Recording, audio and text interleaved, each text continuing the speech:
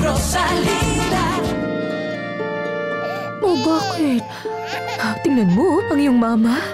Anak. Ang pinakamamahal kong anak. Ang akala ko dati, hindi na kita makikita pa ulit. Akala ko wala ka na sa akin. Kaya nasiraan ako ng bait ng panahon na yun, anak. Pero ngayon nandito ka na at yakap-yakap ko matapos ang napakahabang panahon. Ay, anak ko, hindi mo na ba ako kilala ngayon? Hindi mo na ako kilala? Hindi mo ba talaga ako kilala, anak? Patawarin mo ako. Sige na, huwag ka na umiyak. Tahan na. Tahan na, anak ko. Tahan na.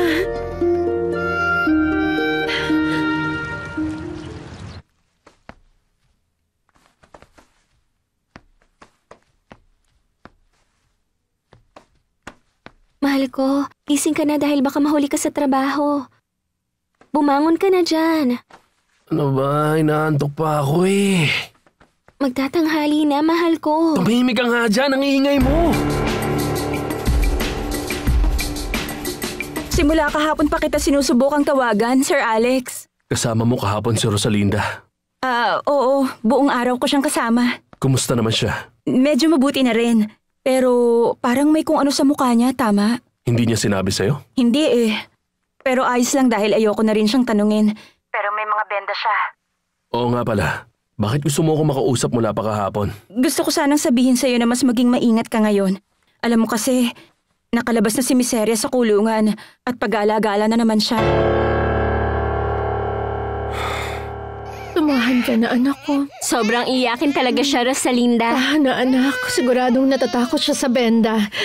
Natatakot ka ba, anak? May sakit kasi si Mama, pero magpapagaling din ako agad. Pagkatapos nito, hindi na tayo maghihiwalay habang buhay, anak. Magkakasama na tayo, anak si Fernando, Jose? Akin na, ilalabas ko muna siya para tumigil sa pag-iyak. Anak. Ay, sus. Hindi na Tahan na, Erika. Lalabas tayo. Oo.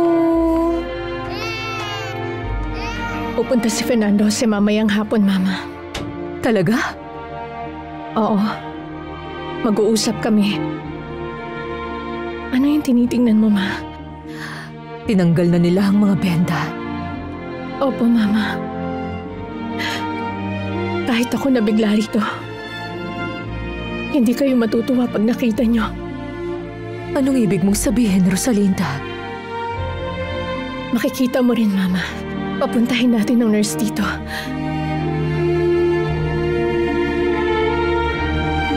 Nasabi mo na kay Rosalinda? Hindi. Ayoko kasi siyang mag-alala. Sige, mabuti. Hindi siya pupunta sa apartment dahil hindi niya alam ang address. Maski sa ospital. Ako ang haharap kay Miserias kapag nagpakita siya. Pumirma ka rito, Senyor Altamirano.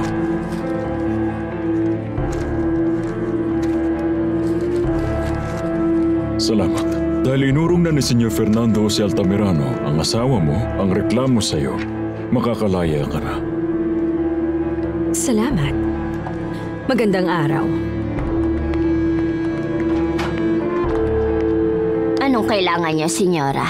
Pakitanggal mo na tong gasa. Gusto kong makita ni Mama ang itsura ko. Sige, walang problema.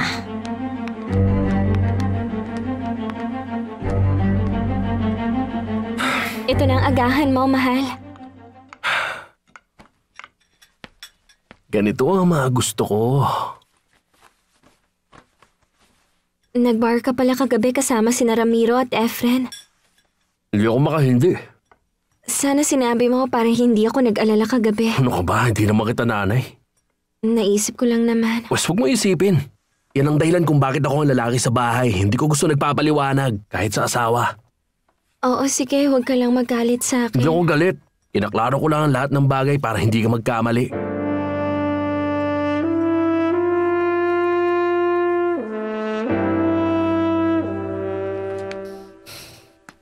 Ayan, natanggal na. Tingnan niyo na po, Ma.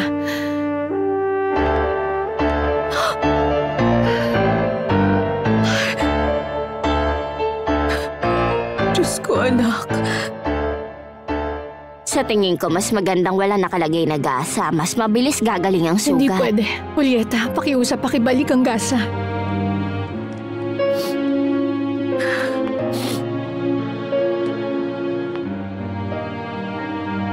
Anong masasabi mo, Mama?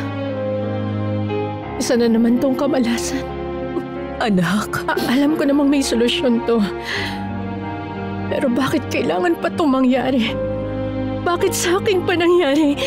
May kailangan ka pa, senyora? Wala na, Julieta. Salamat. Lalabas na ako.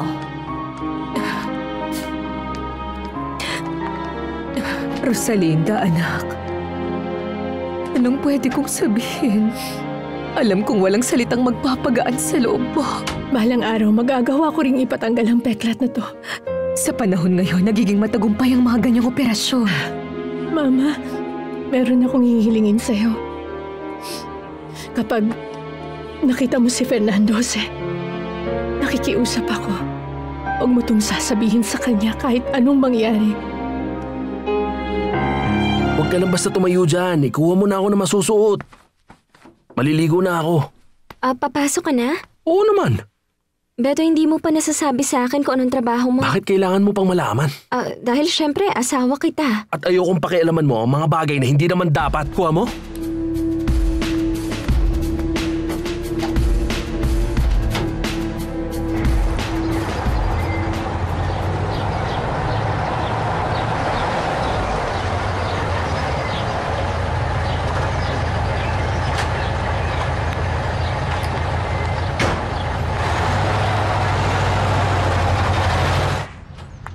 Naku, senyorita, masayang-masaya ako nandito ka na ulit. Nasaan si Fernando Jose? Umalis siya ng maaga. Hindi ko alam kung kailan siya babalik. Bihira na siyang umuwi. Naisip ko na yon. Buhay pala si Rosalinda. Paano ka na ngayon? Ano na mangyayari? Ang sakit isipin na si senyor ang dahilan kung bakit ka nakulong. Mukhang alam mo na kung anong nangyayari ngayon. Nasaan si Erica? Sinundo ng lola at tita niya para isamang dumalaw sa mama niya. Sigurado nasa ospital sila. Gusto kong magpahinga muna. Huwag mo akong iistorbohin. Pagkatapos lalabas tayo, Alcira. Ayaw mong malaman ni Fernando siyang tungkol dyan. Ayoko. Hanggat hindi pa kami nagkakausap, Mama. Pero pagkatapos, plano mo nang sabihin. Hindi ko alam, Mama. Hindi ko alam ang gagawin ko. Wala ka ng tiwala.